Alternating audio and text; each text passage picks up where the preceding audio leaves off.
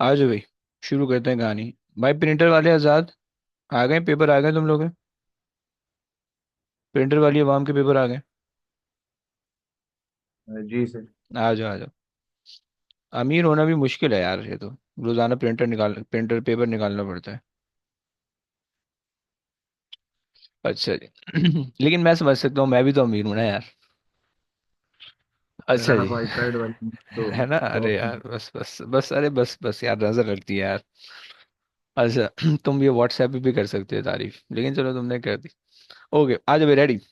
अच्छा भाई देखो यार, एक काम कर लो प्लीज, एक चीज ध्यान में रखना यार, कि डेफिनेशन ना देखो सबने बतानी है, ओके? तो डेफिनेशन वाला जो भी क्वेश्चन आएगा, तुम लोग मेरे बगैर बोले तुम लोग सबने डेफिनेशन लिख देनी है अपने कमेंट बॉक्स में। क्योंकि देखो मुझे तुम लोग पता चल रहा है कि तुम लोग सबकी चैटिंग स्पीड बहुत तेज हो गई है। सही है, तुम लोग पता नहीं किससे बात करो अल्लाह जाने, लेकिन चैटिंग स्पीड बहुत तेज हो गई। सही, शरीर की तो बहुत ही तेज है। सही है, तो भाई फौरन फौरन आ जाओ, वेलोसिटी की डेफिनेशन लिख दो। और जल्दी से, एक सेकंड लो, एक सेकंड लो, जल्दी से लिख दो। महालेख। यार हैवी हो गया यार, पहला लिखने वाला कौन है यार, तुम सोच सकते हो? अ, अच्छा जी। Okay fine fine fine, good one. जल्दी जल्दी लिख लो यार। Okay okay okay okay. Rate of change of displacement, rate of change of, okay, mainly mainly मेरे पास जो डेफिनेशन आ रही है वो आ रही है। Rate of change of displacement, right? Okay, बढ़िया। पर यूनिट टाइम, ओके गुड है। तो ये जैनब कुछ लिख लो यार प्लीज, ना बोल रही हो ना लिख लो यार, ऐसा तो मत करो। जैन ने बिल्कुल इग्नोर किया हुआ है। Majority of the candidate give the number distance rather than displacement, okay? और speed of an object in a particular direction, okay? Clear हो गया ना? तुमसे कह रहा है कि अगर तुम डिस्टेंस लिखना चाह रहे हो, सही है, तो इन ए स्पेसिफाइड डायरेक्शन लिख दो तब भी एक्सेप्टेबल है, but rate of change of displacement या डिस्प्लेसमेंट ओवर टाइम तुमने ये इस तरह से लिखना है। ओके जी, आज अभी सही रीड कर लेगा please. The speed wave of a sound wave through a gas of pressure T and density is given by the equation where K is a constant that has no units. An experiment is performed to determine the value of K. The data from the experiment are shown in figure 1.1. Use data from figure 1.1 to calculate K. Okay, क्या करेंगे? या करें, solve करें अबे क्या? ऐसा चमाड़ मारूंगा तो बताएगा तो करूंगा ना कुछ। अच्छा 1.29 अबे इंटू। सिंप्लीफिकेशन, अबे अबे अबे, अब वो नहीं बताना मुझे कि कैसे करना है, मतलब ये नहीं बताना क्या करना है, बताना कैसे करना है, बस ये बताना है। तरीका बताना है, मैं समझ जाऊंगा, मुझे पता है कैसे करना है। लेकिन क्या करना है, मैं आपकी थिंकिंग फॉर्मूला मुझे पकड़नी है। तो फॉर्मूला पर गिवन है ना। अच्छा, भाई ये बोलोगे ना कि भाई स्क्वायर करके भाई पहले पी को सब्जेक्ट बना लो और के को सब्जेक्ट बना लो, फिर उसके बाद वैल्यू सब्स्टिट्यूट करके सॉल्व कर लो, ऐसा बोलना है ना तुम्हें यार? इजी से इजी है सर, आप इसमें तो आपके मैंने दिमाग ही लगा बोला है सकते हो। साला, तुमने नहीं बोला ये इजी, तो तुम कहो मत। अच्छा जी, तो वेलोसिटी आ गई 3.3 एक्सपोनेंट टू, ओके, स्क्वायर कर दो। भाई कैलकुलेटर तुम्हारे पास है नहीं? जुम्मा करीब है बेटा, मैंने तुम्हें तरीका बताया। जी सर समझ गए। डन है डन है डन है। तुम देखो, ये तो इमाम साहब से सेटिंग बना के जो है ना अंदर भी खड़े हो सकते हो, वरना तुम बाहर। अम्म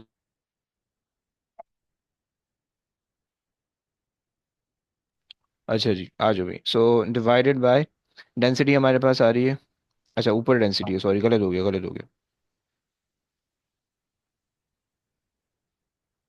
यार खाने का टाइम हो रहा है, और डेंसिटी आपके पास आ गया। 1.2 वन है। पॉइंट टू नाइन एक्सपन नहीं है। कितनी आ रही है?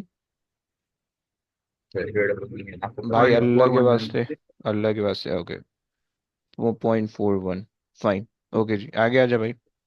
भाई तुम लोग वन के ना, पॉइंट फोर वन अच्छा 1.41, ओके। 1.41, फाइन। या 1.4 ले लो, 1.41 क्यों लिख रहे हो? अच्छा जी। आगे आ जाओ भाई, आगे क्या करोगे? Use the unsigned B part 1 and data from figure 1.1 to find the value of K with its absolute uncertainty to an appropriate number of significant figures. अच्छा, बहुत सारे बच्चे ना इसमें लिखने में आज से बहुत गलती कर रहे हैं, राइट? प्लीज तुम लोग के अगर कोई मसले मसाइल हैं प्लीज़ यहीं पे क्लियर कर लो। बट ये गलती नहीं करो यार, ये सिंपल सा क्वेश्चन होता है बच्चे, ये वाले पार्ट में। खन साहब की मैंने गलतियां चेक की हैं, सही है। और कौन गलतियां कर रहा होता है, ईशा भी कभी कभार कर रही होती है, इब्राहिम कर रहे हो गलती। सही है, इंसान बन जाओ तुम लोग, सेट हो गया ना। अच्छा जी, आ जाओ। सो कर लेते हैं भाई, क्या करना है। सो विल हैव, हमने के लिए निकालना है ना। सो परसेंटेज अनसर्टेनिटी इन के is basically equal to percentage uncertainty in twice the velocity plus percentage uncertainty in pressure plus percentage uncertainty in density. Okay.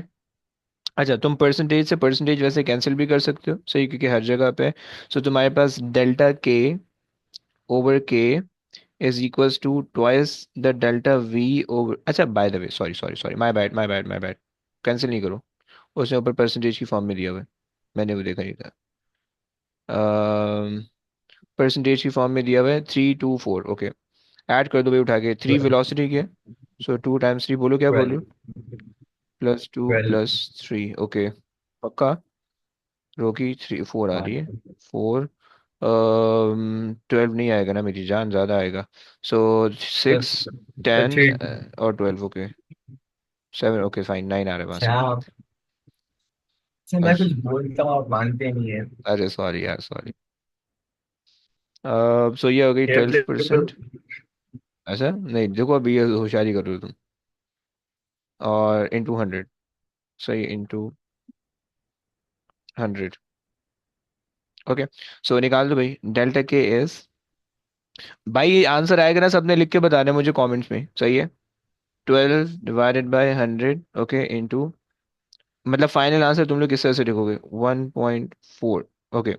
1.41 कर लो, कितना आ रहा है। कैलकुलेट जल्दी, आ जाओ कमेंट बॉक्स में, जो भी आंसर आ रहा है फौरन लिख के बताओ।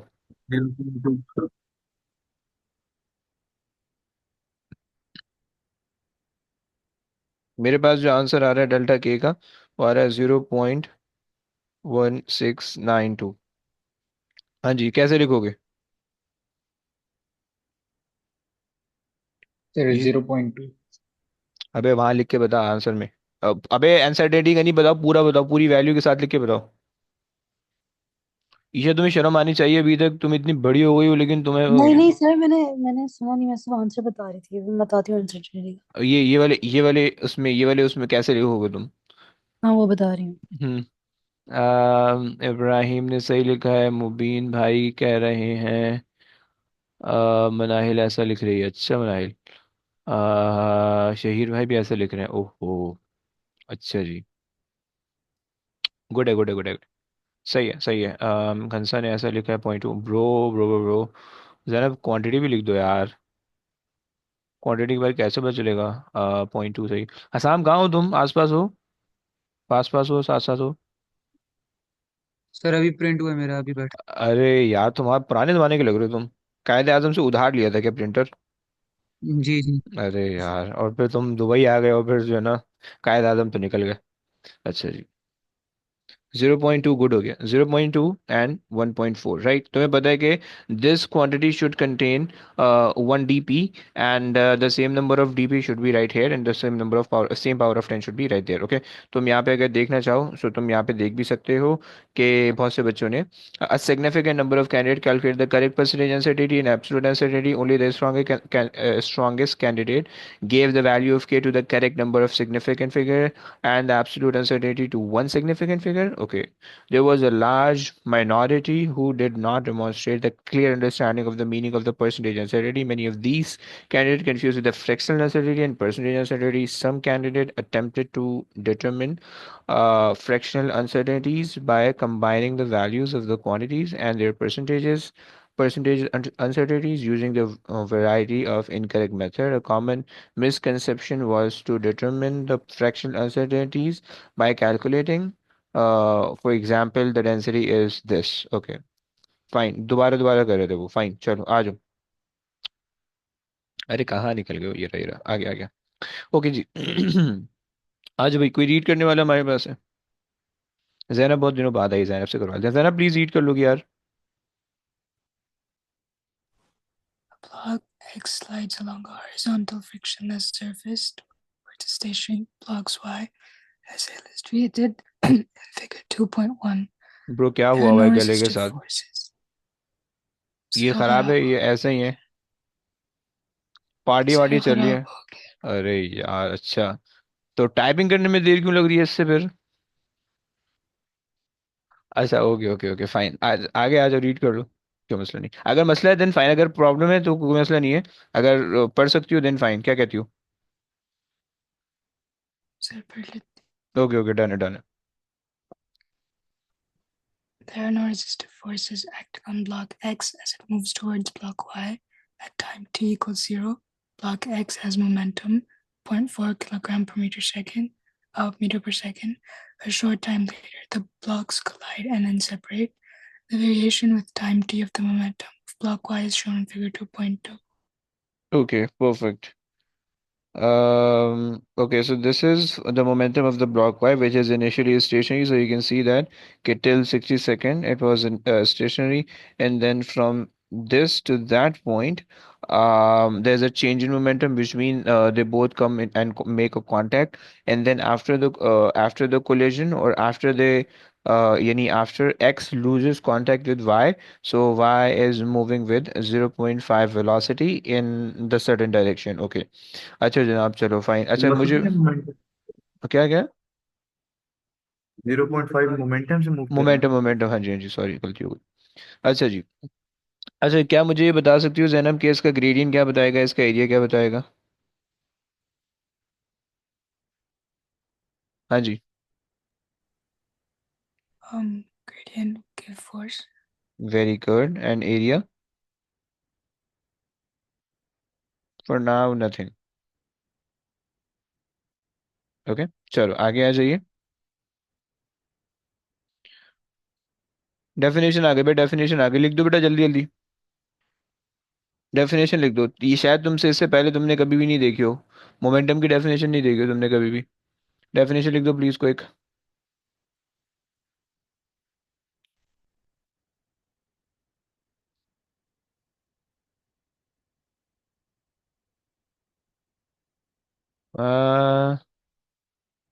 Good Zainab, good. Okay good. वो law of conservation of momentum नहीं लिखना है bro. Mass into law, okay good Shaheer. um,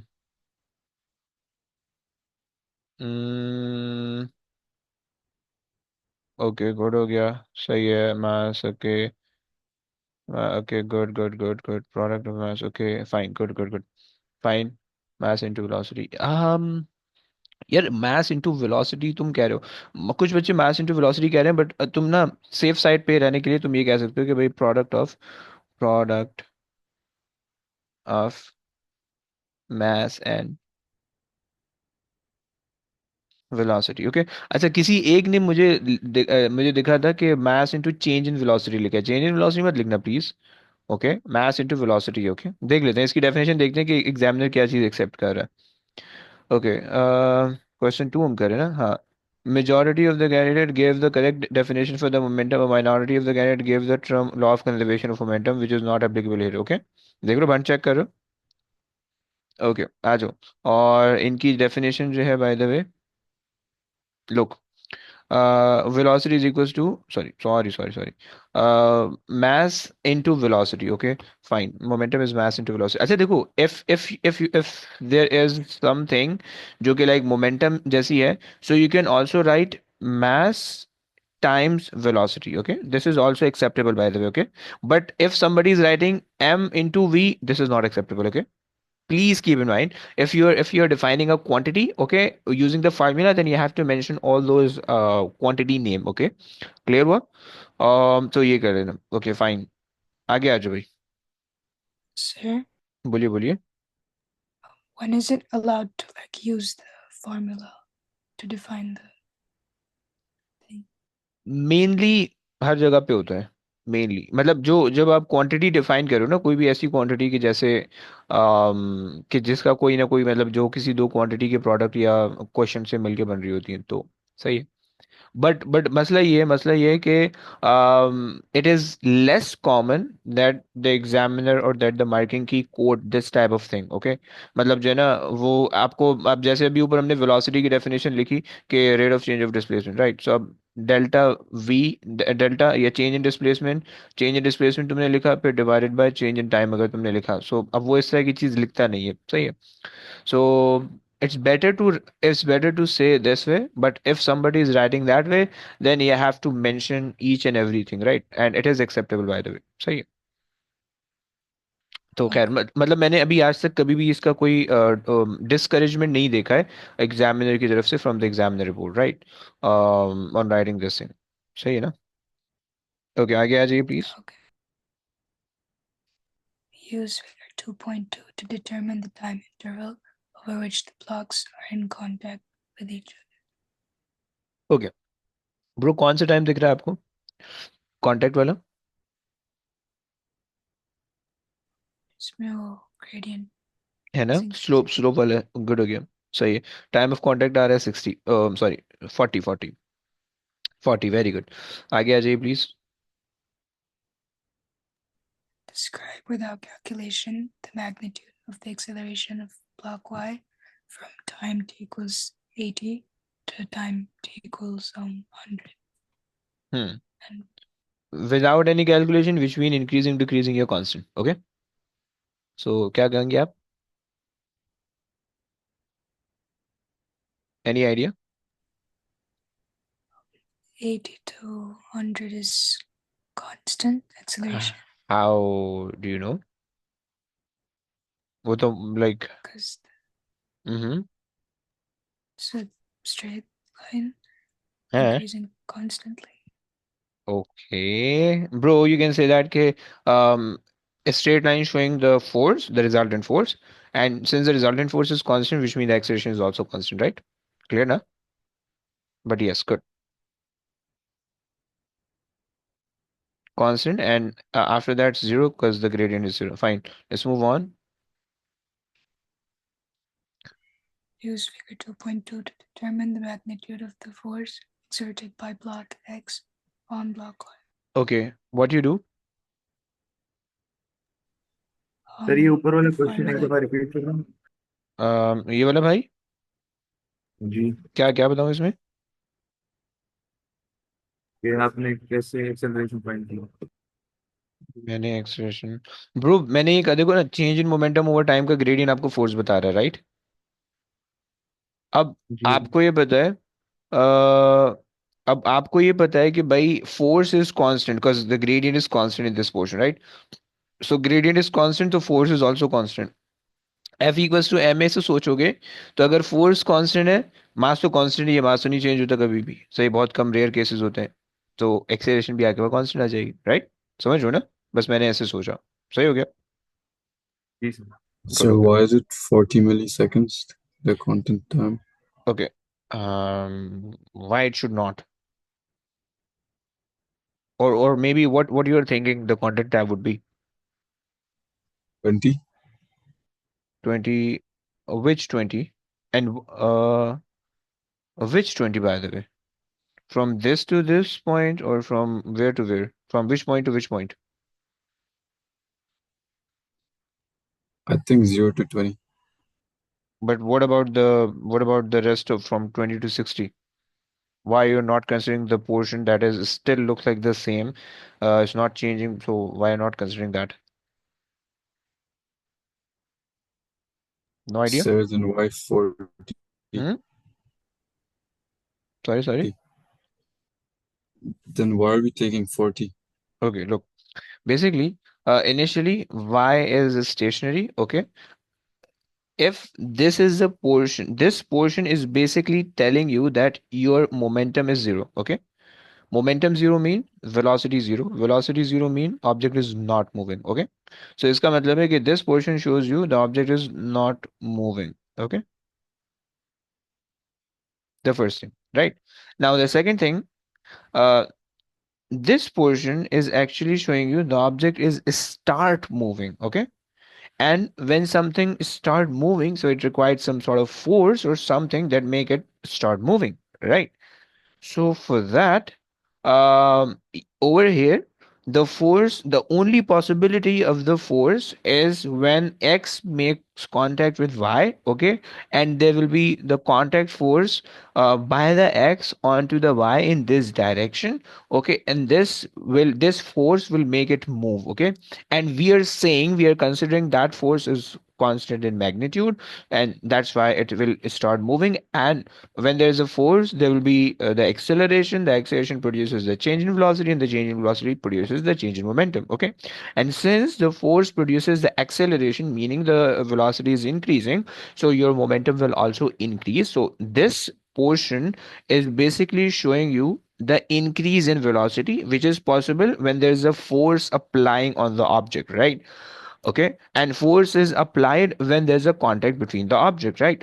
So and once you once the contact is being lost, so there won't be any force acting, so it is moving with a constant velocity, right? Is that clear? Yes, right. Yes, sir. Perfect. Okay जी, आ जाओ भाई, answer मिल गया, मुबीन तुम्हें भी मिल गया, तुम लोग को आंसर मिल गया, इब्राहिम समझ में आ गया? यस। जी सर। ओके। अच्छा जी, देखो, डिटरमिन द मैग्नीट्यूड, अच्छा कुछ बताने लगी जी जैनब आप? We can say change in momentum over change in time. Very good.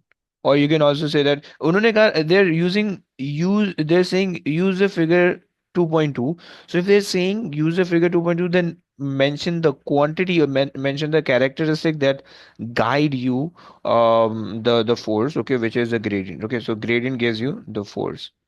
Although maybe it's not like हमेशा के लिए नहीं है कि if you can, if you're writing के change in momentum or change in time is equals to force, then it's also acceptable, but please, without writing this, if you just did the calculation, you won't get mark for that, okay?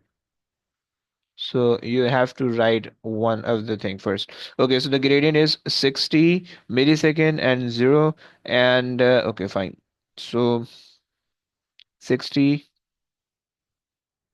exponent negative 3 comma 0, and then um 100 milliseconds comma 0.5. Okay, निकाल दोगे please? So 0.5 divided by 40 exponent negative 3 will give me the force. Okay, so 40,000 कितना आ रहा है? 5,000 divided by 40, या 500 divided by 4, 12.5। 12.5 आए, 13 ले लेते हैं, 13, चलो। गुड, इसका ना एग्जामिनर रिपोर्ट चेक करते हैं। डी, डी है, सी है, सी है। Majority of the candidates were awarded credit for the correct relationship between the force and the rate of change of momentum. Further credit was obtained by the stronger candidate who calculated the force on the block Y by determining the gradient of the graph line in during the change. Okay, the significant number of candidates used force equals to change instead of the force is the change in momentum or change in time. So you don't have to do momentum over time. Momentum over time gives you like the momentum of the specific point divided by time, which is incorrect. Okay. Let's able candidate at a time to calculate area under the graph. Nice. आज भैया आ गया जो please. Sir आपको second वाले में acceleration zero कैसे मिल रहा है? सेकंड वाले में यार वही आई है। अरे मालिक, ये देखो ना यार, ये मालिक बोलने की आदत पता नहीं कहाँ से लग गई है यार। अच्छा जी, देखो देखो देखो, this is horizontal right, this is horizontal mean which y-axis shows the momentum, so momentum constant है। so ये momentum constant का मतलब velocity constant है, velocity constant का मतलब है कि acceleration zero है। समझा? जी सर समझ गया। बढ़िया। ओके, इसके the variation of the momentum of the block x with time t zero। हाँ जी, क्या करेंगे जैनब, कुछ तो बताओ यार। 160 मिलीसेकेंड।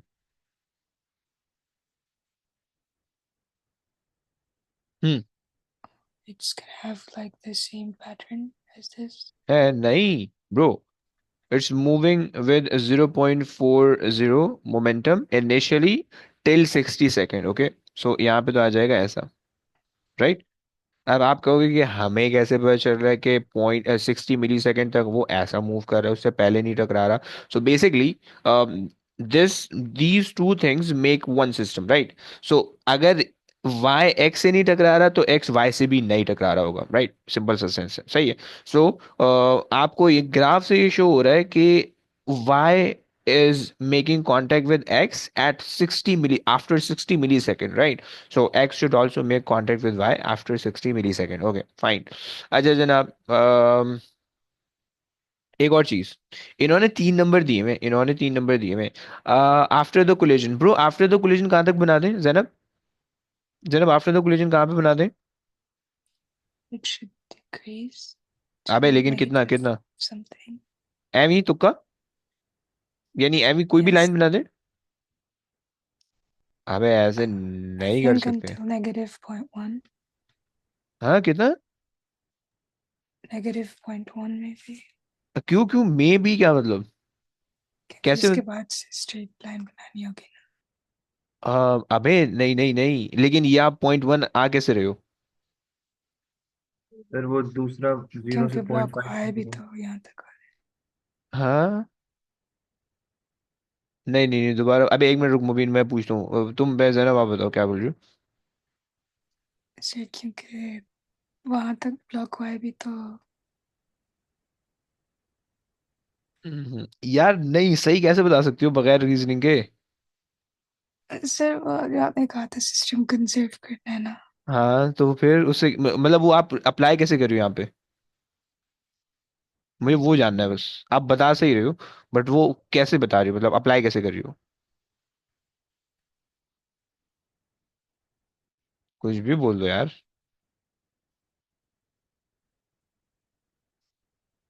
नहीं, अच्छा मुबीन से पूछो, sir I Mubeen. Am not sure. Not sure, okay Mubeen help कर दे भाई। जी सर। क्या बोल रहा था भाई?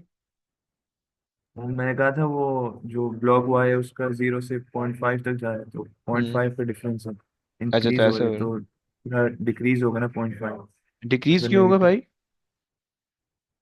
भाई? जी। अच्छा डिक्रीज क्यों होगा? क्योंकि नो एम ग्राफ एफ ऊपर जा ही नहीं सकता है ना, ऊपर तो खत्म ही हो जाएगा, तो नीचे ही चले नहीं जाते नहीं। हैं। अच्छा। Momentum before collision equals to after. हाँ तो तो अगर नहीं ये स्पीड ऑफ बट एक्सेलरेशन ये वाला इंक्रीज लॉ होगा तो मत फिर लगाओ ना, ये वाला डिक्रीज लॉ मत होगा। लगाओ, ओके? मतलब ये वाला लॉ मत लगाओ, ये हम ये कहते हैं कि momentum is equal and opposite for both the cases, right? चलो fine. So okay okay okay, good है गुड है गुड है, वेरी गुड है। सही है, सही बता रहे हो तुम लोग, बिल्कुल सही बता रहे हो। सो यहाँ पे लगाया पॉइंट, ये आ गया इधर, okay and then this way, okay very good Zainab. सही ना जैनब, समझ में आया, क्लियर हुआ? जैनब कॉन्सेप्ट समझ में आया? You just need to find the change in yes momentum, है ना? बस ये चेंज इन, अब आपको पता है कि भाई ये जो है एक बॉक्स, दो बॉक्स, तीन बॉक्स, चार बॉक्स, पांच box. So this this y वाला momentum is basically going 5 boxes up, so this should also go 5 boxes down, right? So एक बॉक्स, दो बॉक्स, तीन बॉक्स, चार बॉक्स एंड पांच बॉक्स आ रहा है पॉइंट 1 पे, right? And both will have the same momentum, same rate of change of momentum का टाइम या सेम कॉन्टैक्ट टाइम, वो आपने शो कर दिया एंड ये बन गया। क्लियर हो गया बच्चों? क्लियर है सबको? क्लियर है? हाँ ना बोलो प्लीज। जी। Yes Perfect, perfect. Majority of the candidates show the momentum. Okay, the correct change in momentum collision. Okay, fine. ऐसे कोई बात नहीं लिखे। चलो भाई आ जाओ भाई, क्वेश्चन हो गया। ये समझा देंगे, मुझे समझ नहीं आई। हाँ हाँ बोल भाई, क्या नहीं समझ में आई? ये पूरा ग्राफ सर, मतलब साथ बना है। है अरे यार ऐसा मत बोलो यार, पढ़ो मेरे साथ, पढ़ो अंतर मंतर। अरे यार आजा आजा आजा, सुन सुन सुन सुन सुन, देखो। अम्म, देखो सीन ये कि हमें ये पता है कि law of conservation of momentum क्या कहता है, कि मोमेंटम बिफोर द कोलिजन। अच्छा यहाँ पे जो लॉ ऑफ कंजर्वेशन, हम लॉ ऑफ कंजर्वेशन को दो तरीके से देखते हैं हम। एक तो हमारे पास होता है कि total momentum before the collision should be equal to total momentum after the collision, right? एक तो ये होता है। दूसरा law of conservation of momentum को कहते हैं कि change in momentum by one body should be equal and opposite to the change in momentum of the other body। समझ गया भाई, समझ गया? सही ये है। So change in momentum of the block X should be equal and opposite to the change in momentum of the block Y। सही हो गया. This is another statement of the law of conservation of momentum, right. सही हो गया. And this is also Newton third law by the वे. सही. अच्छा जी, यहां तक समझ गया. अब जी देखो, सर। अगर यहाँ पे ब्लॉक वाई का मोमेंटम चेंज ही नहीं हो रहा है, तो इसका मतलब है कि ब्लॉक एक्स का भी चेंज नहीं होना चाहिए. ऐसा ही. जी सही है. और हमें कैसे पता चल रहा है कि चेंज नहीं हो रहा, क्योंकि हॉरिजॉन्टल लाइन है, राइट. तो अच्छा, इनिशियली ब्लॉक वाई का, ब्लॉक एक्स का मोमेंटम था 0.4. सो हमने 0.4 पे एक सीधी लाइन खींची, राइट, क्योंकि चेंज नहीं हो रहा है, राइट. अच्छा जी.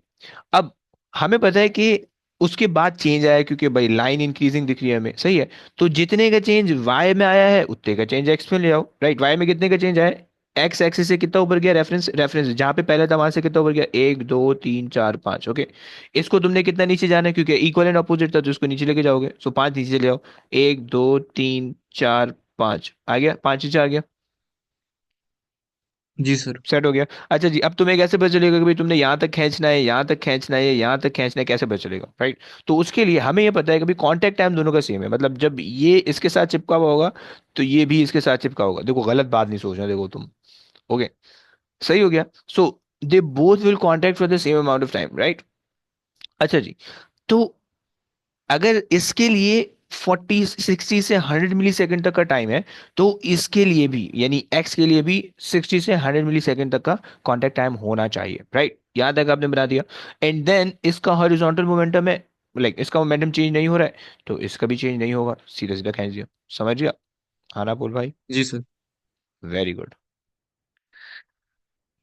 अच्छा जी. आ जाओ भाई, कोई है पढ़ाने वाला है हमारे पास. राफी तुम ही कर लो यार. तुम ही कर लो. बल्कि 1 मिनट रुको, मुझे जरा ये देखने दो इसके अंदर. 1 मिनट, 1 मिनट. तुमसे वेव वाला कोई क्वेश्चन मैंने कराना है. मैंने ऐसे सुना है कि तुम वेव में बहुत शपाटर हो गए. सही है. सर गलत सुना। अच्छा, झूठ बोलना है जो भी बोल रहे हैं. अरे यार, मेरे तो वैसे पक्का भरोसा था यार. अच्छा. चलो, नहीं नहीं, वेव वाला आ रहा है, मैं तुमसे वो करवाना है. अच्छा जी, तो ये कर लेगा. ये कर लेगा, रुबायत कर लेगा. Rubayat please read the question. The variation with extension x of the force F acting on a spring is shown in figure 3.1. Okay. The spring of unstretched length 0.4 meter has one end attached to a fixed point as shown in figure 3.2. Bro, इसका graph का gradient and area क्या क्या बताएगा, पहले तो बताते चलो. Spring constant and elastic potential energy or okay. work done. Very good, हो गया. ओके, डन हो गया. Okay. Stretch line wait wait आ गया. Okay fine. Move on.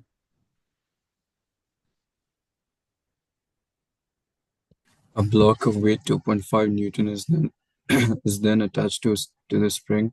The block is then released and begins to move downwards at one instant. As the block is continuing to move downwards, the spring has length of 0.72 meters as shown in figure 3.3. Assume that the air resistance and the mass of the spring are both negligible. Okay भाई, done हो गया. For the change in length of the spring from 0.4 to 0.72 meters, use figure 3.1 to show that the increase in elastic potential energy of the spring is 0.64. Okay, how can you use the figure. 0.4 से If they are going from 0.4 to 0.72. 0.72. Okay. So यहाँ पे तो over 0.32. Here we don't have point. Why, how, what. We don't have They point. ask for change in length, so we minus 0.72, 0.4. Oh, very good. So okay, fine. So how much? 0.32, right? Yeah, 0.32, and that's From 4, I think. from 0 to 0.32. Okay. 0.32 will be right here. Okay. So you can just find the area under the graph. Okay. So 1 over 2 into base, which is 0.32, into height, which is 4. Fine. How much? 0.64. Okay. Actually, by the way, we can say that area. So this is a show that question. Okay, very careful. In a show that question, area of the graph, area under the graph is equals to the elastic. You have to write that elastic potential energy.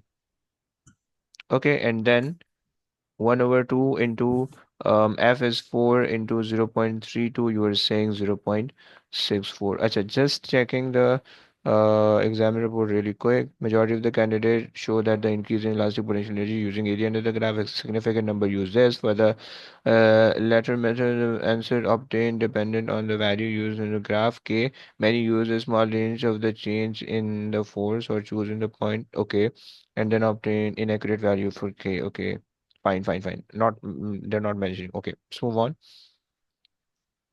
Calculate the decrease in gravitational potential energy of the block of weight 2.5 newtons.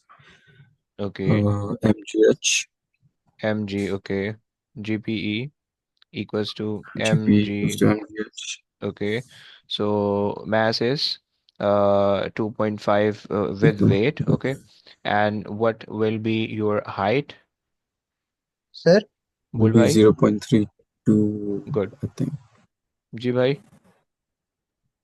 नहीं कुछ नहीं यही पूछा था बस आपसे आए अच्छा हाइट बोल रहे थे okay so you are not suppose to take 0.72 because this is the original height and you are hanging it after it so वो 0.4 से आगे जाएगा मतलब okay fine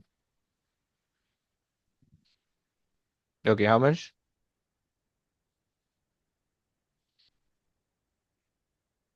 0.8.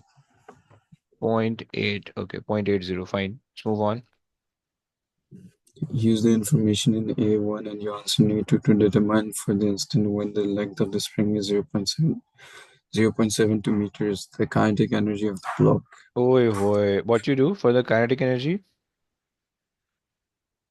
The two energies we have, right? Yes. So So, you can subtracting, you are subtracting or adding? subtracting. Good. Because initially you'll have the gravitational potential energy in like in total, okay? And this gravitational potential energy of 0.8, so out of this 0.64 will be converted into the elastic potential energy, and the remaining would be in the form of kinetic energy. Very good. Very good. So zero point 0.8 minus 0.64. How much? 0.26? 0.16. 16. I. Okay. So the speed of the But also block. kinetic energy cannot be negative, right? Yes. Mm-hmm. Yeah, okay. Like if you are It's subtracting 0.64 with zero point 0.8, although it's an incorrect concept because they said the decrease in the gravitational potential energy, which means the gravitational potential energy should be maximum at this point, and at this point 2.5, let's say अगर ये 0.72 के ऊपर stretched है, so at this point the gravitational potential energy will be minimum, right? Clear, na? yes. Good. Yes. So for kinetic energy, just use half mv squared. Okay. Okay, we have 0.16 into 2 divided by, so we have the weight given 2.5 divided by 9.81, that will be reciprocal to 9 right here, and just root it, you'll get the answer. ये first part में हमने क्या किया first इसका part में तो जादू किया है, अबे सब्ट्रैक्ट किया ना दोनों को, समझा नहीं समझा नहीं समझा? नहीं समझो ये जीरो अच्छा पॉइंट अच्छा, सिक्स फोर कहाँ से आया 1, 2. बता मैथ दूँ से आता है हाउ मच रुपए हाउ मच 1.12. 1.12 ओके फाइन तो भाई इधर सुन रहे हैं? मास आपने 2.5 डिवाइड बाय 9.81 किया हाँ जी हाँ जी हाँ जी, वो 9.81 पलटी खिला के ऊपर ले गया हूँ मैं, सही ना? ओके आ जाओ। भाई सुन रहे हैं? क्या नाम है यार, Rafe Rafe Rafe, look, at this point there will be gravitational potential energy in total and there won't be any other energy, right? So 0.80 is the total energy, right? जैसे जैसे स्प्रिंग स्ट्रेच होना शुरू होगा, सो 0.84 में से कुछ ना कुछ एनर्जी कन्वर्ट होनी शुरू हो जाएगी in the form of elastic potential energy, right? And जब वो इस लेंथ तक पहुंचेगा, so there will be 0.64 of elastic potential energy is stored in the wire, okay? And the remaining energy will be converted into kinetic, and 0.64 हम पहले यहाँ पे निकाल चुके हैं, समझ रहे भाई? जी सर समझिए बढ़िया। ओके भाई, डन हो गया। वो स्पीड का आंसर क्या आ रहा है? स्पीड भाई 1.1 आ रही है, ओके तुम्हारे पास भी आ रही है? ये तुम देख के छाप रहे हो, कंट्रोल सी कंट्रोल भी कर रहे हो मैनुअली। अच्छा जी, रेडियस ये है। अच्छा जी, क्या नाम है, मनाइल जरा ये करवा दो कि बेकार से क्वेश्चन आ गया एक। तुम्हारे लायक तो नहीं है, लेकिन तुम देख लो यार, थोड़ा हेल्प कर दो। A spherical oil drop has a radius of 1.2 times 10 to the power of negative 6 meters. The density of the oil is 940 kilogram per meter cube. Okay, So the mass of the oil drop is 6.8 times 10 to the negative 15. क्या formula कर लो use? Density equals mass over volume, or okay, volume equals 4 by 3 pi r cube. याद है, heavy heavy heavy. सो 940 into 4/3 pi r cube, सो 1.2 exponent. Ibrahim देख रहे हैं ना, whole cube कर रहे हैं। जी बस, सही है, सेट है। सर, इधर -18 नहीं कर सकते ना? नहीं, क्यों करोगे? वो तो मीटर के अंदर है ना, अगर वो सेंटीमीटर के अंदर होता तो फिर वो आप, या मिलीमीटर के अंदर होता तो फिर आप कुछ ना कुछ उसकी जुगाड़ बनाते। सही। अच्छा, अगर सर नॉर्मल स्टैंडर्ड फॉर्म में होगा तो हम नहीं नहीं करेंगे। नहीं, फिर नहीं करना, मजीद इंसान नहीं बनाना उसको, बना होता है। ओके। कितना आ रहा है bro? 6.8 times 10 to the negative 15. Done हो गया, डन हो गया। Oil drop explain possible magnitude. हाँ जी, क्या करेंगे, ये भी कर लो। The oil drop is a charge. Explain why it's impossible for the magnitude of a charge to be 8 times 10 to the negative 20 coulombs. Hmm. 8 times 10 to the negative 20 is not a multiple of 1.6 times 10 to the negative 19, which is the elementary charge, and all ओए possible होए, values are. Heavy heavy heavy. अच्छा जी, बहुत बढ़िया। सो आप कह सकते हो कि भाई चार्ज, चलो यार जो आपने बताया वही लिख देते हैं, अपनी तरफ से नहीं नापते।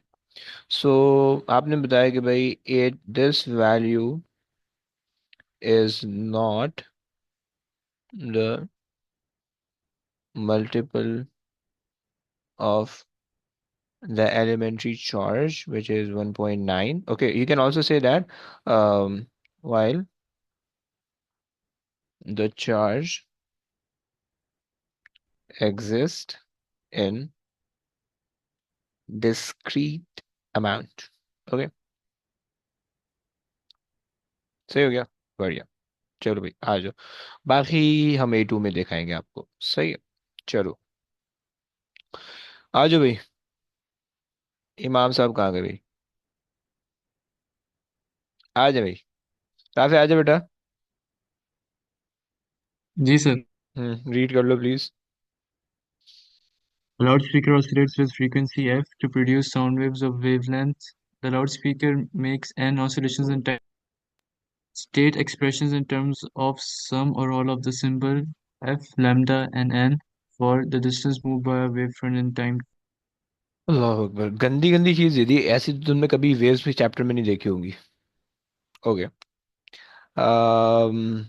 क्या करेंगे भाई, कुछ तो बताओ।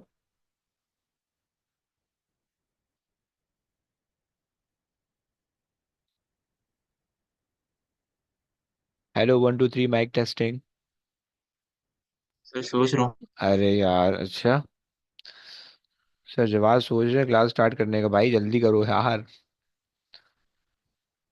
तो मैसेज आ गया, नहीं नहीं सर का नहीं। ओके, सो उस देखो ना, उसने कहा कि the loudspeaker oscillate with frequency f to produce sound wave of wavelength this. सही है, लाउड स्पीकर उसने कहा है कि n number of oscillation in t time. सही है, और आपको इसने कहा distance move by wave front in t time. सही है।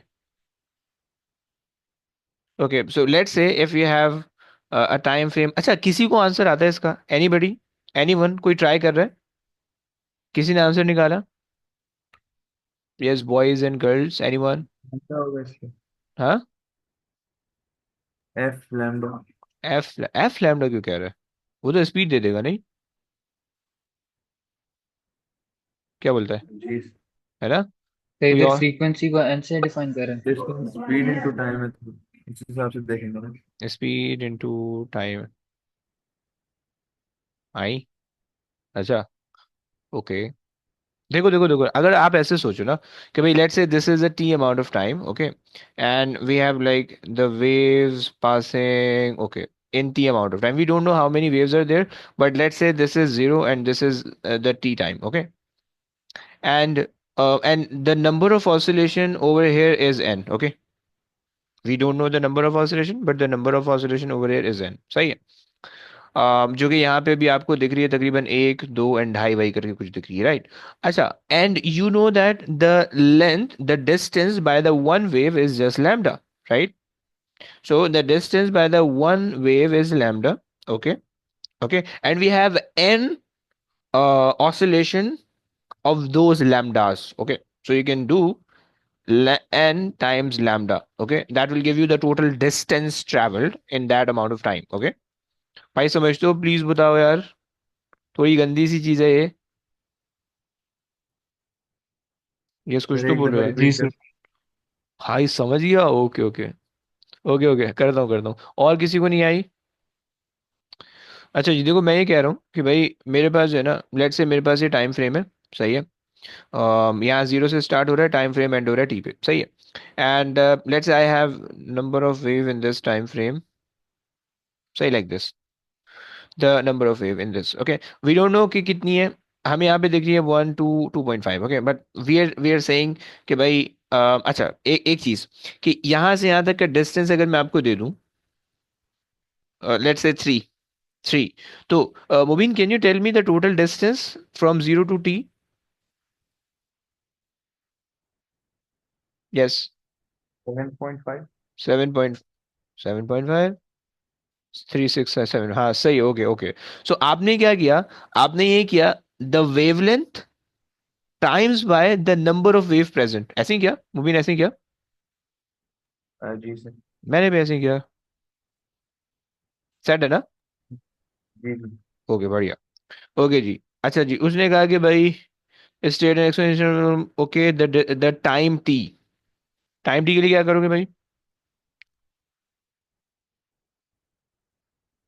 टाइम टी के लिए क्या करेंगे? एनीवन नोज के टाइम टी के लिए क्या करेंगे? हाँ। Sir, number of n over frequency. कैसे शायद। कैसे कैसे, नहीं नहीं नहीं, क्यों क्यों क्यों? नहीं नहीं, मैंने तुक्का लगाया। एक्सप्लेनेशन भी तो होगी ना कुछ, ऐसे आसमान सर, में देख रही तो तुम्हें ये दिख गया? नहीं सर, वो टाइम का वो फॉर्मूला होता है ना, टाइम पीरियड का 1 over good. Yes yes yes. Frequency. So तो टाइम उसी पीरियड के। इज, हाँ, 1/1 फ्रीक्वेंसी है, सही हो गया, सही है। And since we don't know the number of oscillation, this is one oscillation, okay. So we don't know the number of oscillation, so you're just putting n over here, okay। so आपके पास आ जाएगा n over f, okay जी। क्या चीज, can you repeat the first part again? Okay, कर दीजिए भाई। अच्छा जी, आप पहले आंसर तो चेक करें, तो तुक्का लगाने से ये प्यार है।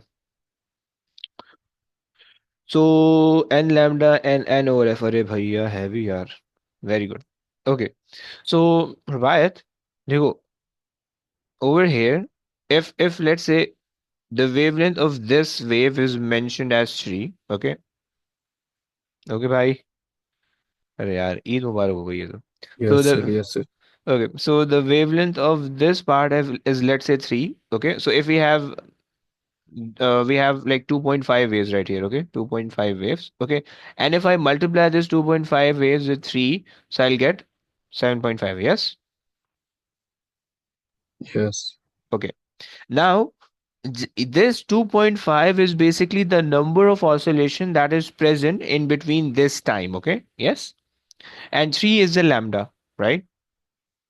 So if I Yes. replace the 2.5 with the number of oscillation which is being represented by n in the question, and times it by the 3 which is the lambda, so I think that would be correct. Mhm. Yes, sir. Okay, so yes.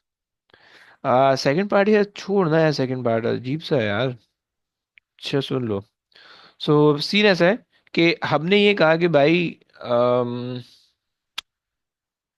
अच्छा जी,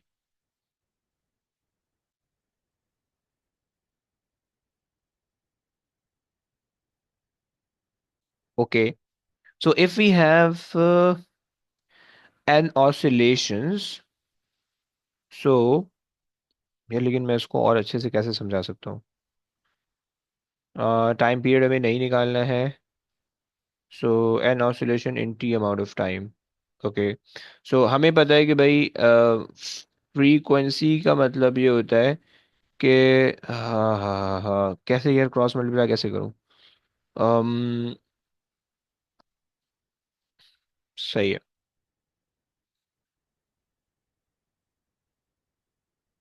The time t, okay, so we know that make n oscillation in t time, so we know that n oscillation in t amount of time, okay, and how, okay, what will be the time, यार लेकिन इसकी मेरे पास कोई calculation ही नहीं है, ये कोई sense नहीं बन रहा है इसका. सर आपको कैसे मिला वो समझा दो। अबे छोड़ना यार, वो अजीब सी चीज़ है. फिर क्या ये पार्ट टू का? हाँ, मैं कोई लॉजिकल वे सोच रहा हूँ लेकिन समझ में नहीं आ रहा क्या क्या किस तरीके से बताऊँ. मैंने बस ये किया भाई कि भाई आपके पास जो टाइम पीरियड की जो डेफिनेशन होती है वो नंबर ऑफ ऑसिलेशन, या ओके अगर आप सोचो कि भाई how many, okay time period का मतलब है कि वन ऑसिलेशन कितने सेकंड के अंदर कंप्लीट हो रही है, सही है. So one oscillation, so if you have n number of oscillation which is f, okay, and let's say in 1 second, सही है. So this is frequency in 1 second, so this is frequency, okay. So if you just do cross multiplication, so t times f is basically equal to 1, okay. So if you make t the subject, okay, if you make t the subject, okay, so there will be one oscillation divided by 1 second, sorry, 1 second के अंदर कितनी कितनी frequency आ रही है, that is your time period, okay. यानी 1 second के अंदर कितनी नंबर ऑफ ऑसिलेशन है, that is your time period, okay. And अगर तुम्हारे पास फ्रीक्वेंसी निकाल रहे हो, सो विच मीन के वन ऑसिलेशन कितने टाइम के अंदर हो रही है, दैट इज द फ्रीक्वेंसी. अगर आप यहाँ पे देखो तो मे बी एन आपके पास आ रहा है number of oscillation in time t, okay. So लेकिन हम इससे कैपिटल टाइम निकाल सकते हैं. क्या हमें एफ दिया हुआ है, ओके. सो अगर हम एफ निकाल लें, चलो ऐसा कर लेते हैं. अगर हमें एफ पता है, ओके, हमें कैपिटल टी पता है is basically 1/f, right. And this will give me one time period, okay. हाँ साम सुन रहे हैं ना? आगे आगे मेरे जहन में कुछ आ गया, खुराफात आ गया. असम हाँ ना बोल, जल्दी निकल जाएगा. अबे जल्दी बोल यार, पता नहीं कहाँ है. जी जी अच्छा, सुन रहा हूँ ओके ओके ओके. अच्छा देखो सीन ये है कि आपको पता है कि time period is basically the time for one oscillation, yes. Okay, if we have n oscillation in this t amount of time, so you can just multiply n, so you will get the time t. Yes, क्या समझा? बोल तो यार. जी नहीं नहीं समझ में आई ना, जी। सच्ची बताओ सच्ची बताओ. नहीं सर। नहीं ना, very good very good very good, दोबारा समझो. देखो वेवलेंथ वाला कॉन्सेप्ट लगाओ. अगर लेट से अगर लेट से अगर लेट से मेरे पास है, सही है, ये है टाइम टी, ओके, जीरो से लेकर टाइम टी, ओके. और एक वेवलेंथ का टाइम मैं दे रहा हूँ तुम्हें 3 सेकेंड्स, ओके. 3 सेकेंड या चेंज कर लेते मेरे 4 सेकेंड, ओके. कितना टाइम आएगा टोटल, हसाम कितना टाइम आएगा टोटल? एक, 10 सेकंड्स। दो, 10 सेकेंड्स आ रहा है. 10 सेकेंड के लिए आपने क्या किया होगा? आपने किया 4 विच is the time period for one one wave, okay. And आपने किया number of wave that you have, ऐसे ही किया. जी बोल सर। बोल बोल. ओके, सो आपने ऐसा किया n which is the number of the total wave that you have, and the capital D is the time period for one wave, yes. जी। यहाँ तक कोई मसला तो नहीं है? नहीं। Okay, now in the question, the capital T is not given. Okay, so but we know that capital T is also 1/f, है ना? समझ रहा है? जी सर। जी So जी जी। can we replace it with 1/f? Okay, आ गया? जी सर समझ गया। ओके जी बढ़िया. जी। हो गया आ जाओ भाई, डन डन डन. अच्छा जी, तुमसे कह रहे हैं कि भाई use your answers in part one to deduce the equation relating the speed, okay, wavelength और frequency, fine. Distance upon time होता है, right? Speed is equals to distance upon time over time. Okay. So you know that distance is n lambda over time is n over f. Okay. So n से n cancel कर दो, f को ऊपर ले जाओ, reciprocal कर दो, so f lambda is equals to v, right, done. चलो भाई, हो गया भाई, आ जाओ। राफे बेटा रीड कर लेगा please. The waveform of a sound wave is displayed on the screen of the cathode ray oscilloscope (CRO) as shown in figure 5.1. The time okay base setting is 0.2 milliseconds centimeter per centimeter. Determine the frequency of the sound wave. भाई, ये तो हो गया समझो। कैसे क्या? कुछ तो बताओ यार। 1 2 3। सही है भाई, फॉर्मूला होता था, याद है फॉर्मूला, याद है? टाइम फ्रीक्वेंसी होती है, सबसे पहले तो हम टाइम पीरियड निकालते हैं। टाइम पीरियड कैसे निकालते हैं? Time base setting multiply by the number of boxes in one wave. Okay, ऐसे ही। सो कितने नंबर ऑफ बॉक्सेस आते हैं? 1 2 3 4, चार आ रहे हैं भाई, चार आ रहे हैं। So four number of boxes. Okay. And time base setting हमारे पास आ रही है 0.2, 0.2 एक्सपोनेंट -3। ओके। ओके, सो ये आ गई। अच्छा जी, टाइम पीरियड बताएगा भाई। 2 4 8, 0.8 आ जाएगा, सही है। 0.8 exponent -3, and this is the time period. Okay. And frequency के लिए क्या करोगे? 1 ओवर टाइम पीरियड कर लो, 1 ओवर टाइम पीरियड। सो एक्सपोनेंट -3 कितना आता है भाई? अरे बेहतरीन हो So गया यार। 1250. वन, ओके, राउंड ऑफ कर लेते हैं। 1250, ओके। चलो बस, क्लियर है, क्लियर है। अच्छा जी, आ जाओ भाई, ये ईशा करेगी। ईशा बेटा फालतू बैठी हुई, जरा रीड कर लोगी प्लीज।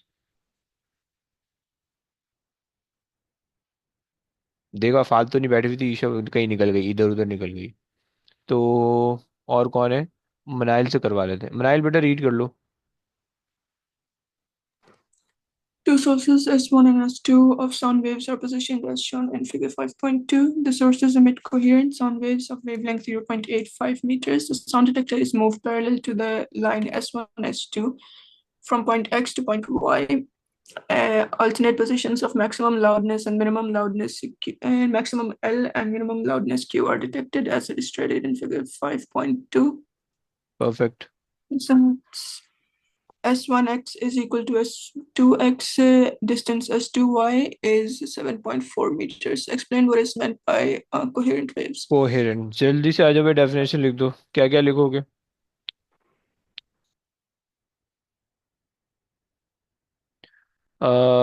खंसा ऐसा लिख रही है, अच्छा जी, very good.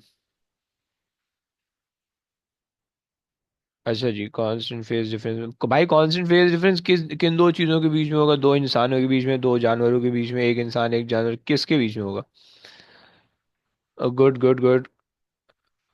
Constant phase relationship कहाँ से लेके आ रहे हो? ओके, फिर two waves, okay, two wave. ये तुम्हें कौन बता रहा है कांस्टेंट फेज रिलेशनशिप? टू है कांस्टेंट। ये स्कूल में लिखवाया था टीचर। अच्छा, ऐसा लिखवाया था।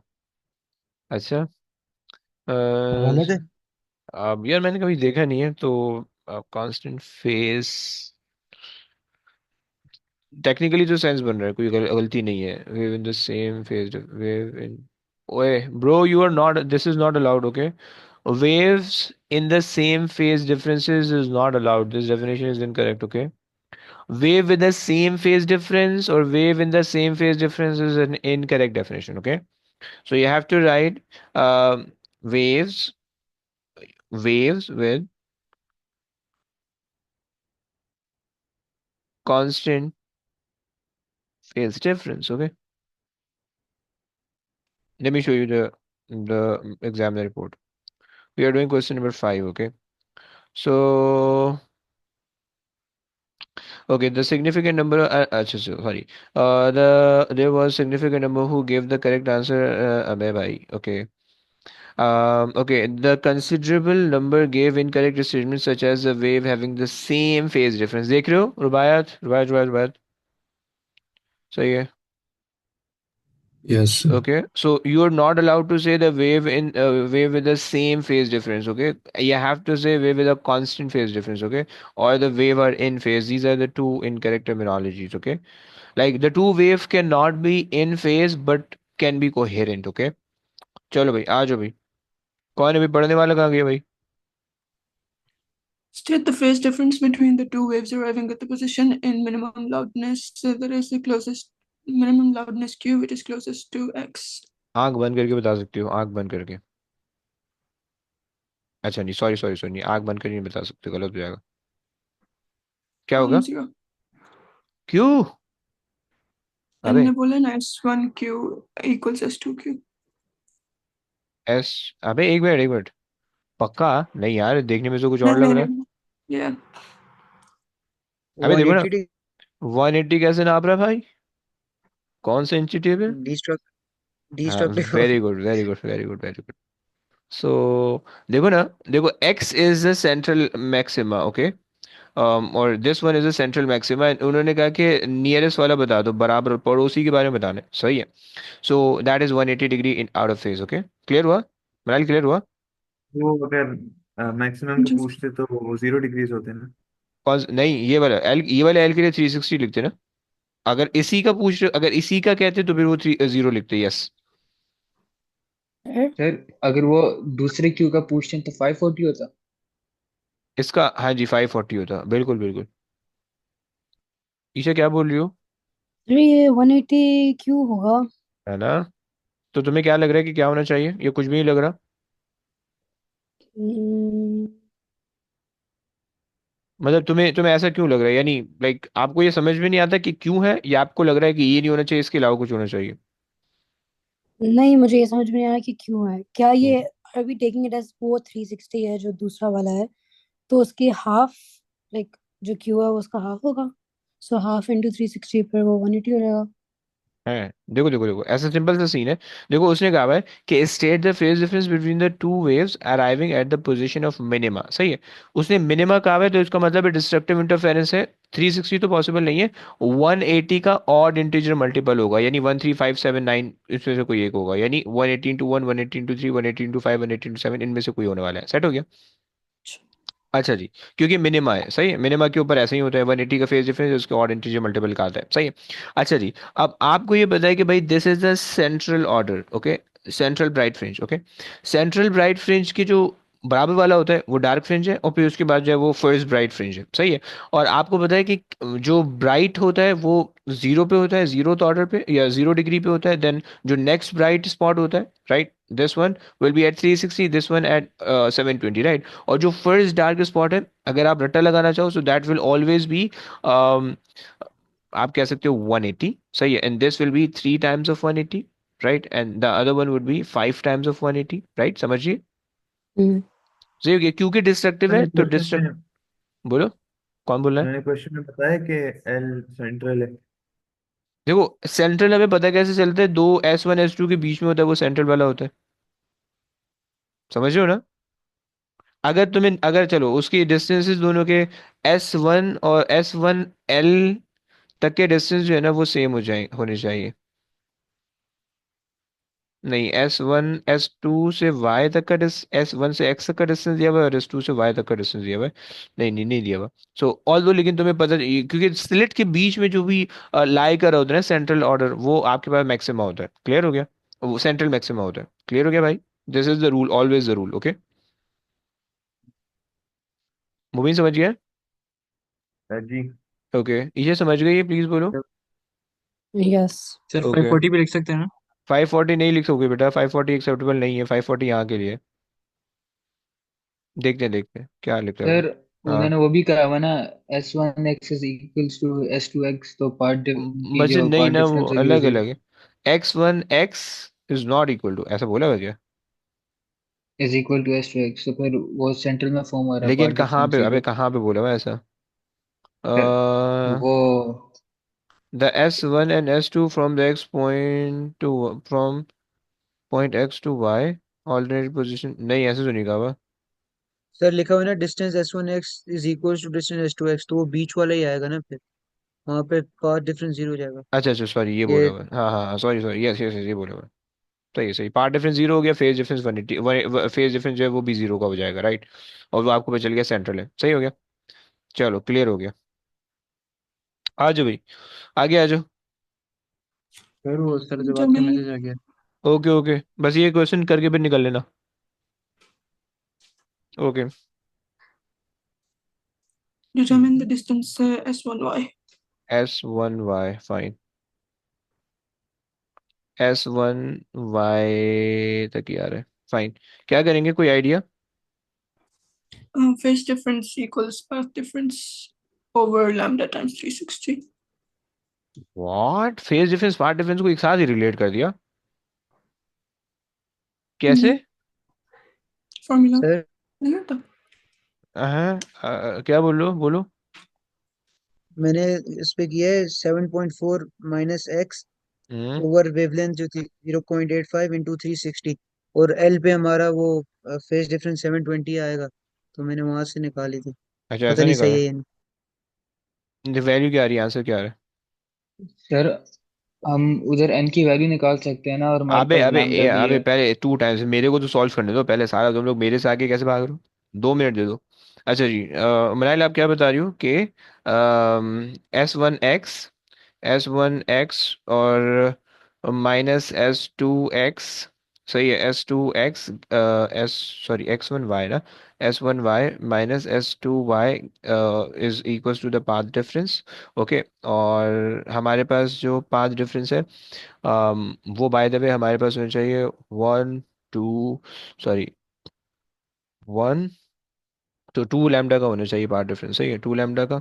सही है, और पाथ डिफरेंस की जो वैल्यू हमारे पास आनी चाहिए, सो एस हमारे पास आ रहा है, S1x is S1y is unknown, -S2y is 7.4, सही हो गया, is equals to path difference is 2 lambda, और लैम्डा कितना दे रखा है?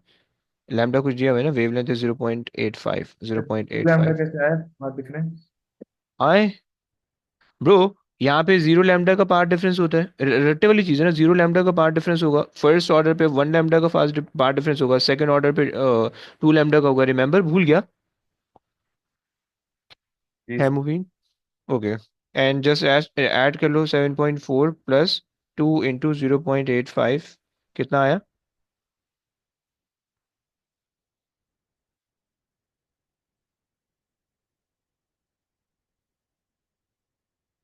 9.1 आ रहा है।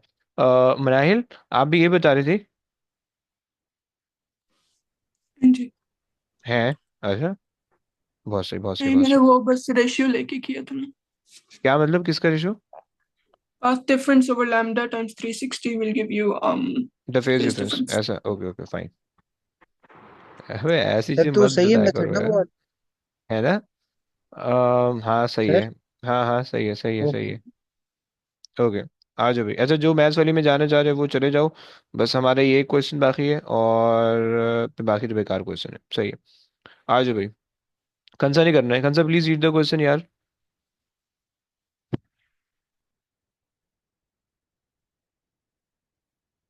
कंसा आसपास हो? अब यार कंसा नहीं है यार। ओहो, ईशा तुम पढ़ लो, ईशा तुमने नहीं किया। G. A battery of electromotive force E and internal resistance R is connected to a variable resistor of resistance R as shown in figure 6.1. The current in the circuit is I and the potential difference across the variable resistor is V. Explain in terms of energy why V is less than E. Okay, जल्दी बता दो भाई। क्योंकि कुछ जो energy होती है वो इंटरनल रेजिस्टेंस में ओके, लूज हो सो इंटरनल रेजिस्टेंस डेसिपेट, अरे यार हटना यार, dissipate some energy in the form of heat, in the form of heat। Okay, आगे आ जाओ। State an equation sir relating बोलो बोलो बोलो। सर मैंने डिसिपेटेड का टर्म नहीं यूज किया था, तो उसका मसला तो नहीं है? सही है, नहीं कोई मसला नहीं होगा। Energy loss in loss form loss of हो, हीट ड्यू हाँ टू। सही है बढ़िया है, गुड है गुड है गुड है। ओके, इक्वेशन क्या बताओगी ब्रो? ईशा इक्वेशन क्या बताओगी? uh जल्दी बोल यार। V plus I into internal बच्चा बच्चा बच्चा resistance. बच्चा, देखो ऐसे सोचो ना। इन अबे वोल्टेज करंट और ऐड सब पे ऐड कर दिया। नहीं, वोल्टेज, हाँ।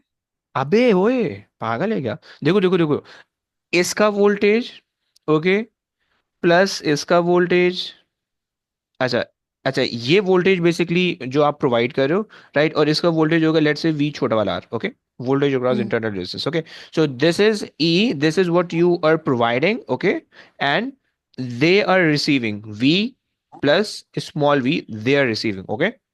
क्लियर हो गया? ये इक्वेशन समझ में आई? This is the Kirchhoff law, Kirchhoff second law, voltage yes. वाला, सही हो गया। हम्म, अच्छा जी, इन्होंने क्या रखा है कि भाई आई और आर के टर्म में निकाल दो, so you can further simplify this into V plus IR. Is that clear? Yes, कुछ तो बोलो यार। yes. ओके, चलो आ जाओ भाई, आगे आ जाइए। The resistance R of the variable resistor is varied. The variation with I of V is shown in figure 6.2. Okay, Use figure. अब एक मिनट एक मिनट एक मिनट, मुझे ये बताओ इसका ग्रेडियंट क्या बताएगा, इंटरसेप्ट क्या बताएगा, और uh, एरिया क्या बताएगा? ग्रेडियंट क्या बताएगा? Intercept, resistance. एक मिनट, वाई इंटरसेप्ट क्या बताएगा, और एरिया क्या बताएगा? हम्म।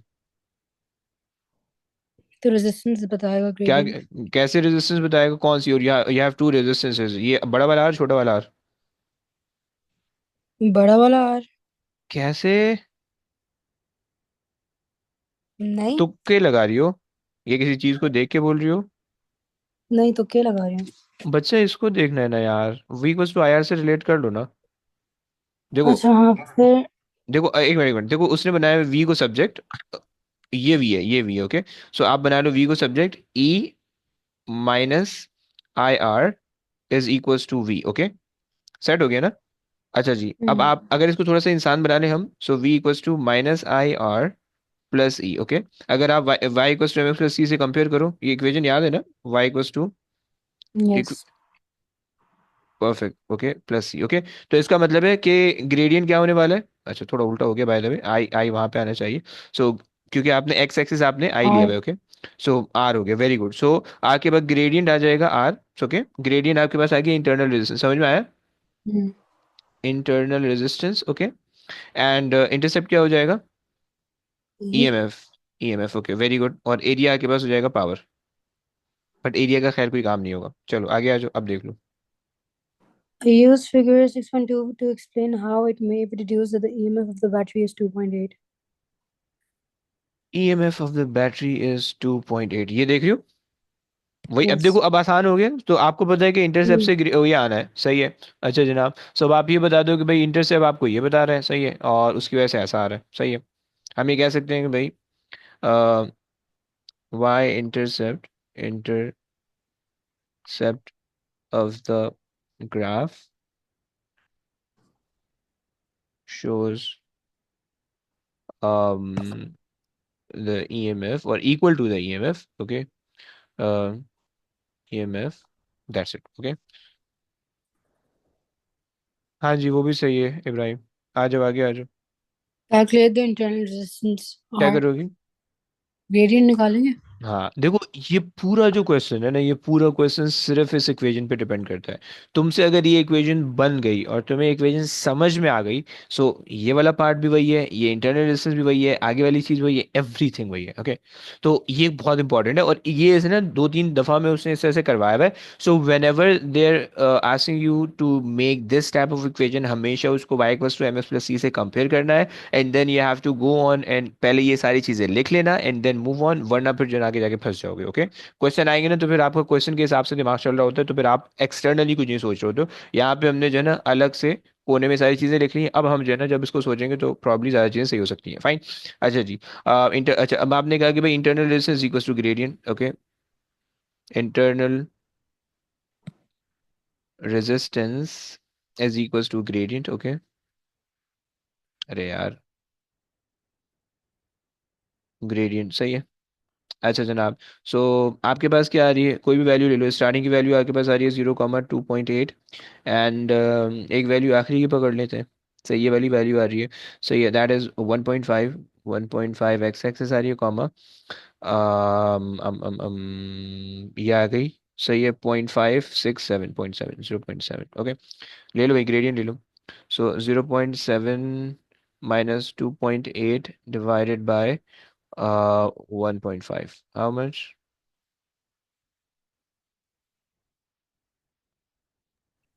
-1.4 आ रही है। ओके, माइनस में क्यों आ रही है वैसे? Any reason? माइनस पे माइनस में आनी चाहिए by the way, yes. Sense बन रहा है ना कि क्यों आनी चाहिए, क्योंकि ग्रेडियंट नेगेटिव में ही दिख रहा है। सही है। यस। और ये जो नेगेटिव है वो बेसिकली कैंसिल आउट हो जाएगा आगे जाके। सही हो गया। सो कितना बताया आपने? -1.4। Minus, okay, 1.4, okay. माइनस अगर आप डालना चाहो आप डाल दो, नहीं डालना चाहो तो आप नहीं डालो। बट आपको ये पता है कि भाई ये ग्रेडियंट के साथ नेगेटिव साइन है, तो इस वजह से आपको ये कहना पड़ेगा। या आप ये कह रहे हो कि भाई internal resistance is equal to negative the gradient, अगर आप ये कहना चाहो तो इससे आंसर बिल्कुल सही हो जाएगा। सही, एक नेगेटिव अपनी तरफ से लगा दो, एक नेगेटिव फॉर्मूले से आएगा, तो वो एडअप होके सही हो जाएगा। आगे आ जाइए। The battery stores 9.2 kilojoules of energy. The variable resistor is adjusted so that the voltage is 2.1 volts. Use figure 6.2 to calculate resistance R. तो अच्छा जी। हम देख सकते हैं कि उधर जो 2.1 पे कितना करंट है, फिर हम लोग 2.1 ओवर द करंट इस्तेमाल कर लेंगे। अच्छा, ऐसा कर लेंगे, तो 2.1, ओके। 2.1 पे कितना करंट है आपने बोला? 2.1 पे इतना करंट है, इतना करंट है, 0.5। 0.5। सही है। सो 4.2 हो जाएंगे। 4.2। Very good. सो 4.2 आपने बस 2.1 शो कर देना please, 2.1 divided by 0.5 is equals to R, okay. चलिए आगे आ जाइए। Calculate the number of conduction electrons moving through the battery in a time of 1 second. हम्म। तो current into second over 1.6 into 10 to the power -19। -19 है? मतलब अबे minus एक nineteen वही current तो इनटू चार्ज होते हैं इलेक्ट्रॉन्स। एनर्जी दे रखी है उसने। सही है। और moving through the battery in time of 1 second, okay. आप हाँ हाँ हाँ। इलेक्ट्रॉन्स निकालने हैं ना, number of electrons. Q equals to I T कर रही हो, ऐसा बोल रही हो? हाँ। चलो फाइन फाइन। सो आई आपके पास आ सर रहा है, हाँ बोलो। हम चार्ज निकाल सकते हैं ना इधर, और फिर हाँ क्यू क्यू वही से नहीं कर देंगे। वही कर रहे, वही कर रहे।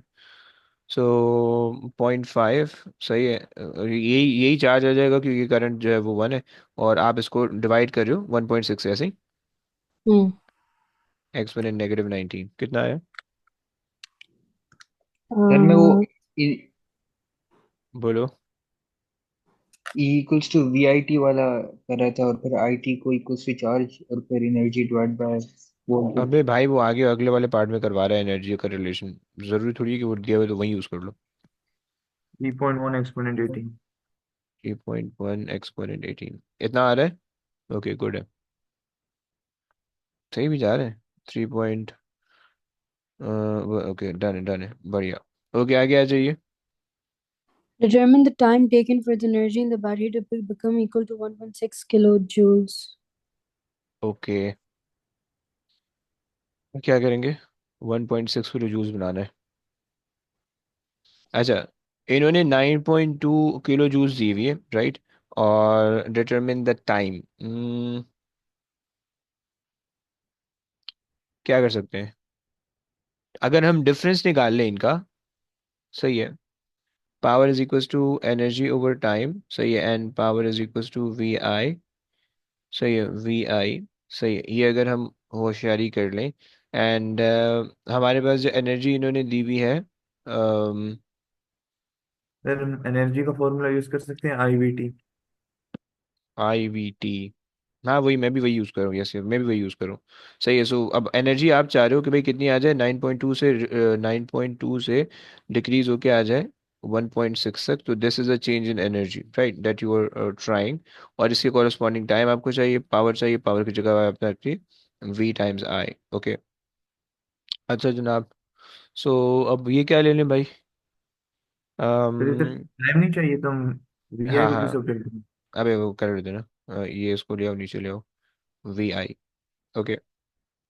अच्छा, हमारे पास जो वोल्टेज है वो हमारे पास आ रहा है, इसके अक्रॉस 2.1 ही रहेगा, 2.1 ही रहेगा, या एक minute, time taken energy, battery, अच्छा बैटरी के अक्रॉस काम कर रहे हो, फाइन। सो बैटरी की जो वोल्टेज है वो 2.8 है, सही है। सो बैटरी का वोल्टेज आ गया, सो 2.8, ओके। एंड जो करंट है वो बैटरी के अंदर, सर्किट के अंदर सब जगह सेम था, दैट इज हमने वो निकाला था, कुछ क्या आ रहा था, 0.5 हमने चेक किया था, सही है, 0.5। निकाल लो प्लीज, कितना आता है। हम दोबारा ग्राफ से चेक नहीं करेंगे कि 2.8 पे कितनी करंट। तुम्हें जीरो मिलेगा, ये देखो, 2.8 पे जीरो करंट मिलेगा, समझ रहे हो। जी। देखो मसला ये है कि मतलब आपने वो वर्किंग कंडीशन लेनी है ना, अब ये 2.8 का जो वोल्टेज आ रहा है ये बिल्कुल स्टार्टिंग वाला वोल्टेज है, कि मतलब आपने सर्किट अभी स्टार्ट नहीं किया हुआ, राइट। मतलब आपने जस्ट बगैर कोई कनेक्शन किए, जस्ट आपने वोल्ट मीटर उठाया, उसके दोनों टर्मिनल पे कनेक्ट कर दिया बैटरी के, तो आपको 2.8 मिला, राइट। लेकिन उसको सर्किट वर्किंग कंडीशन में नहीं था, राइट। लेकिन जब वर्किंग कंडीशन में आ गया, सो वर्किंग कंडीशन में आने के बाद उसका 0.5 का करंट है, सही है। और जो वोल्टेज है वो हमने उसी 2.1 के आस 2.1 का लिया हुआ है, क्योंकि हम ये वाले पार्ट के क्वेश्चन सॉल्व कर रहे हैं, सही है, तो हम उस वाली चीज़ों को कंसिडर कर रहे हैं, समझ लो। हाँ जी सर। सर 5.4 आ रहा है। 5.4, ओके। अच्छा एक सेकेंड, यहाँ पे एक्सपोनेंट 3 भी था, सही है, 3 क्योंकि किलो हमने मिस किया हुआ है। 5000। हाँ सही है, सही है। सो 5.4 एक्सपोनेंट 3 बन जाएगा उसको, सही है। अच्छा जी, सही। अगर तुम्हारे जहन में ये क्वेश्चन आ रहा है कि भाई why are not we taking 2.1 as a voltage, so तुम्हें यहाँ पे दिख रहा है कि भाई ये जो है, this is they're asking for the battery, okay, and not for the resistor, okay. So please keep in mind, यहाँ पे उसने जो बात की हुई है, यहाँ पे उसने जो है ना, ये जो 2.1 है, this is across the variable resistor, okay, and we are working for the battery, और बैटरी का जो वोल्टेज है दैट इज 2.8, ओके। क्लियर हो गया ना, एनी प्रॉब्लम बच्चों। नहीं।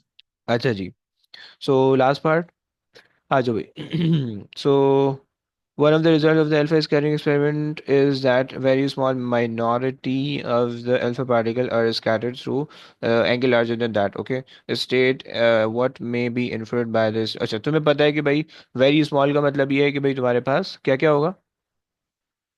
Nucleus charge. Nucleus is charged, okay, and mass is concentrated, and बस सही है। सो हम ये कह सकते हैं कि भाई nucleus is charge, positively charge कहना चाहिए, nucleus is charged and the mass of the atom is concentrated sir to positively charge हम किधर कहते हैं, लेस देन 90? नहीं नहीं, ग्रेटर देन 90 में ही कहते हैं, लेकिन देखते हैं एक्सेप्ट कर रहे हैं नहीं कर सर वो रहा। आपने शायद नोट्स में लिखा था ऐसे, मुझे एक पता में है, आपने पॉजिटिवली चार्ज। वो ग्रेटर देन 90 में positively charge, okay look, minority of the candidate give the acceptable answer, the stronger candidate describe, look positively charge nucleus, okay, समझ रहे हो ना। तो ये आप लिख सकते हो पॉजिटिव चार्ज न्यूक्लियस, और stated that the majority of the mass of the atom was in the nucleus, okay. So this is also acceptable, okay. Many of these candidate describe the mass और the charge to be in the center of the rather than referring to the nucleus, okay. You have to refer to the nucleus, okay, so you can say that कि it is positively charged, it's a better answer, okay, समझ रहे हो ना, वो तुम्हें strong consider कर रहा है फिर, सॉरी stronger नहीं लिखना, positive लिखना है, positively charged, okay। clear है आज भाई। so सर हम्म, जब वो लेस देन 90 होता है फिर हम क्या लिखते हैं? बस लेस देन 90 से उसमें सिर्फ डिफ्लेक्शन पता चल रही है, वो अट्रैक्शन भी हो सकती है, रिपल्जन भी हो सकती है, तो उसमें वी जस्ट नो दैट कि भाई it is charged, okay, but we don't know कि भाई पॉजिटिव है या नेगेटिव है। लेकिन जब वो मोर देन 90 है, जो इसका मतलब है now it is a repulsion, क्योंकि पीछे आ रहा है एटम, राइट, अल्फा पार्टिकल पीछे आ रहे हैं, राइट। तो इस वजह से ये अल्फा पार्टिकल जो है ना वो एग्जैक्टली 90 डिग्री से ज्यादा पे कहीं जा रहा है, तो इस वजह से क्लियर। तो यस, बस लिख दूं न्यूक्लियस इज चार्ज? अगर ग्रेटर देन है तो positively charge, that's better, otherwise just charge निकले तो वो भी एक्सेप्टेबल है, ओके। ओके, आगे आ जाओ। So a hadron has an overall charge of E. Okay, where E is the elementary charge. The hadron contains three quarks. Okay, one of the three quarks is strange. Okay, so state the charge in the term of E, the strange quark. Okay, plus 2/3 होता है। सही है? नहीं sorry, गलत हो गया। Up down, एक minute. One of the quark is the strange. Okay, so आपको पता है कि भाई अगर हम प्रोटॉन को ध्यान में रखें, सो प्रोटॉन का क्या होता है? 2 + 2/3 +2/3 एंड -1/3, राइट? एंड ओके, यहाँ पे आ रहा है 1 का चार्ज ओवरऑल। सही है। अच्छा जनाब, ये तो इसमें याद करके सर कर सकते हैं। Strange hmm. -1 exchange by three minus strange one का। बाई थ्री हाँ हाँ, -1/3, 2/3 नहीं है। चार्म का 2/3 होता है और एक्सचेंज का 1/3 होता है। सही है। सो लेकिन हम कैसे इसको कैलकुलेट करके कैसे कर सकते हैं, ये तो मुझे याद है। सही है। लेकिन इसको हम कर कैसे सकते हैं कैलकुलेट करके? अच्छा बाय द वे, चलो हम ऐसे कर सकते हैं कि भाई वी नो दैट कि it should contain two charge of 2/3। Okay, लेकिन हमें ये भी कैसे पता चल रहा है कि 2/3 इज नॉट ओके? फाइन, हम कुछ भी नहीं कर सकते, छोड़ो। सर जस्ट स्ट्रेंज का वैसे चार्ज कितना होता है? 1/3 होता है। आप तो वो देखो, नेगेटिव नहीं होता? नहीं नहीं, नेगेटिव है, -1/3, पॉजिटिव नहीं है। देखो देखो देखो, ये ऐसा सीन है। अप, टॉप और चार्म, इन तीनों के जो चार्ज होते हैं वो होते हैं +2/3। सही है। और डाउन, बॉटम एंड स्ट्रेंज, इन तीनों के जो चार्ज होते हैं वो होते हैं -1/3। ये होते हैं भाई, इसको रट्टा लगा लो। सही है। अच्छा जी, आ जाओ भाई, last question, last part. The other two quarks in the hadron have the same charge as each other. Okay okay, by considering the charge, जैसे यहाँ पे हमें जस्ट स्टेट करना था, we don't have to calculate it. Okay, by considering the charge determine the possible type flavour of the other two quarks। Okay, यहाँ पे आपने निकालना है। सो अच्छा जी, हमें ये पता है कि भाई 1 e का टोटल चार्ज है। वी डोंट नो, अच्छा हमें ये पता है कि भाई two other quark hadron have the same charge. Okay, so we can say that कि वो जो अदर वाले हैं उसके अंदर सेम चार्ज है। ओके, एंड वो दो हैं। सही है। प्लस -1/3। क्या ये बात समझ में आई है मुझे? क्या ये बात समझ में आई? एंड 1 + 1/3, 3 4/3। ओके, 2/3 आ गया। सही हो क्यूब। गया। 2 1 2 2 सो ये हमारे पास चार्ज आ रहा है 2/3 पॉजिटिव का। राइट, क्लियर हो गया भाई? चलो, सर ये नहीं हुआ सर। ओके देखो, सीन ये है कि हमने कहा कि भाई हमारे पास जो टोटल चार्ज है वो 1 का है। सुन रहा है? टोटल चार्ज 1 का आ रहा है। सही जी है। अच्छा, और उसने कहा कि भाई दो कॉर्क जो हैं, उन दो कॉर्क जो हैं उनके चार्ज सेम है। सही है। सो लेट्स से एक कॉर्क का जो चार्ज है वो क्यू है, दूसरे कॉर्क का भी चार्ज है वो क्यू है। सही, हमें नहीं पता बट वो सेम है। फाइन। ओके। सर, हाँ अगर +1 का हमने बनाना है तो सर वो 2/3 और 2/3 है जो सेम हो सकता है ना। हाँ, तो फिर हमें पता नहीं चल जाएगा कि पहले वाले आप पे पहले दो, देखो वो अब भी तो हो और सकता है, फिर वो तीसरा चार वाला भी -1/3। पता तो चल जाएगा, लेकिन उससे क्या करोगे? आपको कैलकुलेशन शो करनी है, वो शो कैसे करोगे? समझ रहे हो? ये मसला है। सही हो गया। सो दो चार्ज है, दो चार्ज, दो हेड्रॉन है, सॉरी दो क्वार्क्स है, उनके चार्ज सेम है। सही है। और एक क्वार्क है, उसका चार्ज आपको पता है 1/3 विद नेगेटिव साइन, ये आपको पता है। राइट। अब आप इसको सिंप्लीफाई कर लो, तो आपके पास जब सिंप्लीफाई करोगे 2/3 आ जाएगा। अब उसने कहा है कि name of the type of the quark बताना है। सो या तो वो अप क्वार्क होगा, या तो वो टॉप होगा, या तो फिर वो चार्म होगा। सर पॉजिटिव या नेगेटिव? पॉजिटिव ही होगा ना यार, पॉजिटिव मैंने मेंशन भी किया। सही ना? +1/3। +2/3, अबे ये -1/3 है। ये तो स्ट्रेंज क्या है ना, ऊपर से आ रहा है। जी जी जी। सही हो गया, बस सिंप्लीफाई करोगे आपके पास आ जाएगा। सही हो गया। चलो बस कहानी यहाँ तक एंड करते हैं। हमने मई जून 2021 की है। सही है। और तुम लोग ने जो करना है, अक्टूबर नवंबर नहीं करवाना है, तो ये करके आओगे।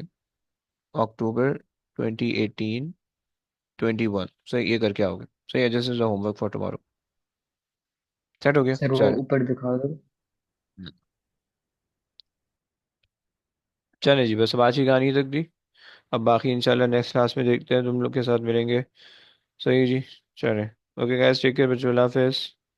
सर इधर मैं अब अच्छा ओके